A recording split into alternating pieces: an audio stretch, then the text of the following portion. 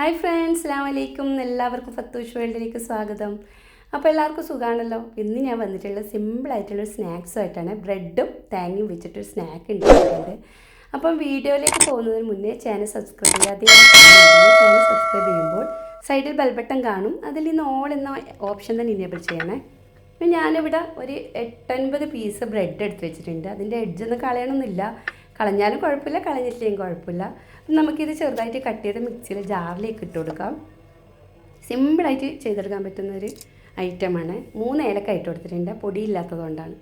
അപ്പം നമ്മൾ ഏലക്കായും ബ്രെഡും ഒന്നിച്ച് പൊടിച്ചെടുത്തത്, പിന്നെ 1.5 കപ്പോളം ഫ്രഷ് തേങ്ങ എടുത്തിട്ടുണ്ട്. ഇനി നമുക്ക് ഇതിലേക്ക് 2 മുട്ടൻ്റെ ആവശ്യമുണ്ട്. അപ്പോൾ 2 മുട്ട നമുക്കൊരു ബൗളിലേക്ക് പൊട്ടിച്ചിട്ട് കൊടുക്കാം. ആർക്കും ചെയ്തെടുക്കാൻ പറ്റുന്നൊരു സ്നാക്സാണിത്. പിന്നെ കുട്ടികൾക്ക് എന്തായാലും ഇഷ്ടമാവും. നമ്മളെന്നും എരിവിലല്ലേ ഉണ്ടാക്കുന്നത്, അപ്പോൾ ഒരു വെറൈറ്റി ആയിക്കോട്ടെ.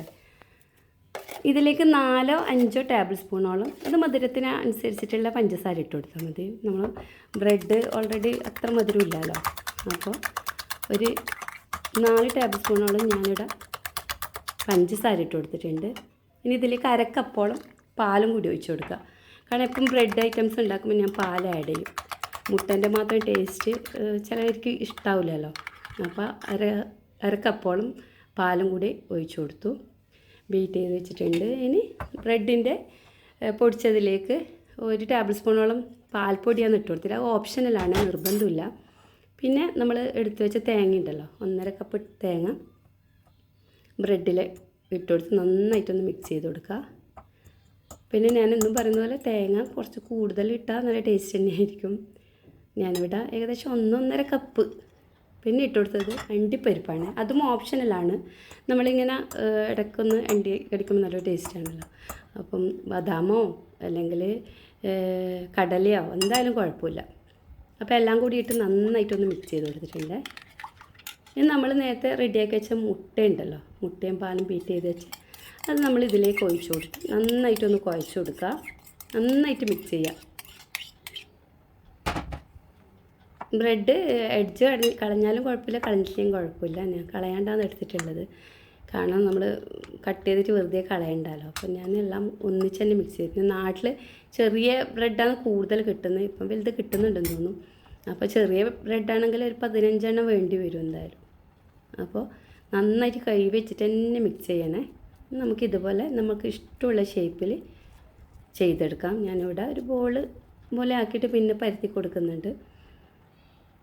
അപ്പോൾ എല്ലാം ഇവിടെ റെഡിയാക്കി വെച്ചിട്ടുണ്ട്. നമുക്കിത് ഫ്രൈ ചെയ്തെടുക്കണം.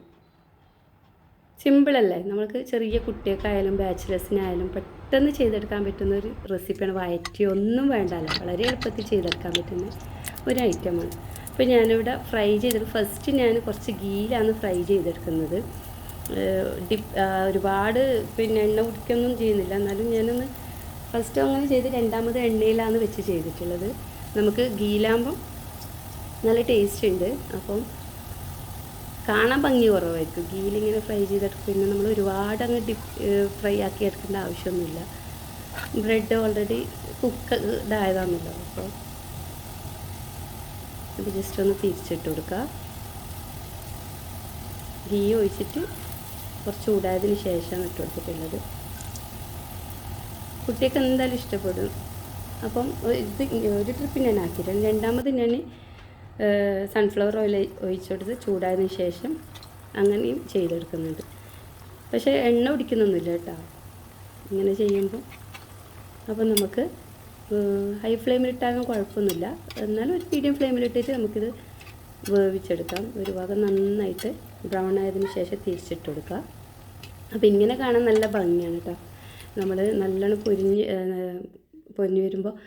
അപ്പോൾ ഇവിടെ റെഡി ആയിട്ടുണ്ട്. അപ്പോൾ നിങ്ങൾക്ക് എല്ലാവർക്കും ഇഷ്ടമായെന്ന് ഞാൻ വിചാരിക്കുന്നത്. ഇഷ്ടമായിട്ടുണ്ടെങ്കിൽ എല്ലാവരും ലൈക്ക് അടിക്കുക. നിങ്ങളെല്ലാ കമൻറ്റ് ബോക്സിൽ അറിയിക്കുക. പിന്നെ ഇഷ്ടമായിട്ടില്ലെങ്കിൽ മാത്രം ഷെയർ ചെയ്യുക. പിന്നെ നേരത്തെ പറഞ്ഞതുപോലെ എല്ലാവരും സപ്പോർട്ട് ചെയ്യുക. Okay, by.